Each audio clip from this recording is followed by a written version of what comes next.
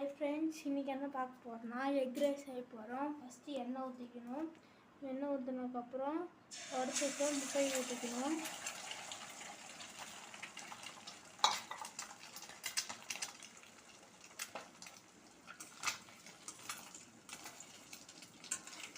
முட்டை ஊத்தினோடனே நல்லா கலக்கணும். அடியில் ஒட்டாம வரும். பார்த்தீங்கன்னா அதே சைடு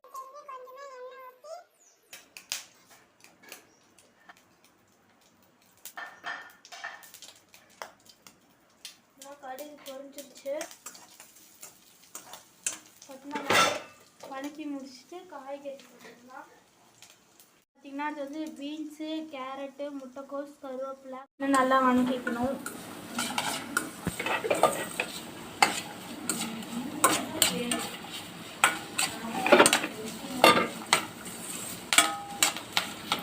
காய்கறி வதங்கட்டும்.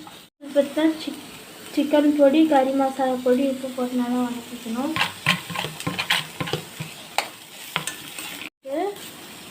நம்ம முன்ன பொறிச்சு வச்சிருந்த வதக்கி வச்சிருந்தா முட்டையை போட்டுக்கணும்.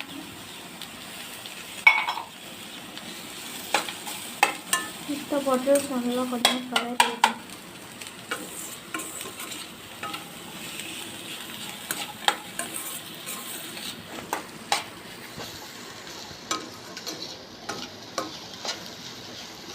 காய்கறி வெந்ததுக்கப்புறமா கொஞ்சமாக டொமேட்டோ சாஸ் எடுக்கணும். கொஞ்சமாக டொமேட்டோ சாஸ் எடுக்கணும்.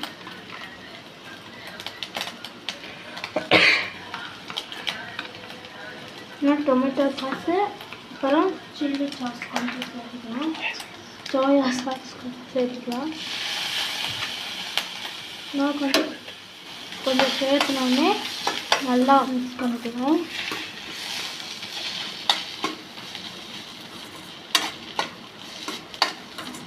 நல்லா கலரி விட்டுக்கணும்.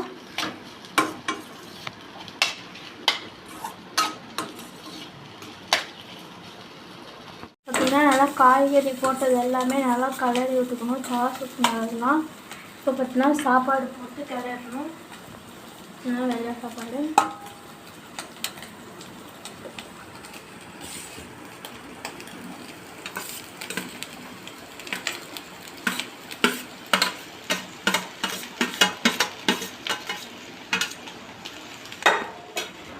போட்டு நல்லா கலர்னா வேலை முடிஞ்சு.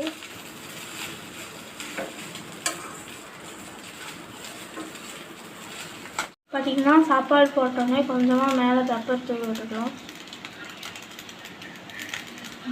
சாப்பாடு போட்டு நல்லா கழுவி வச்சு உப்பு இருக்காதுன்னு பார்த்து உப்பு மட்டும் கொஞ்சம் போட்டுக்கலாம். போட்டதுக்கப்புறம் நல்லா கலரி விட்டு ஏன்னா வேலை முடிஞ்சிச்சு.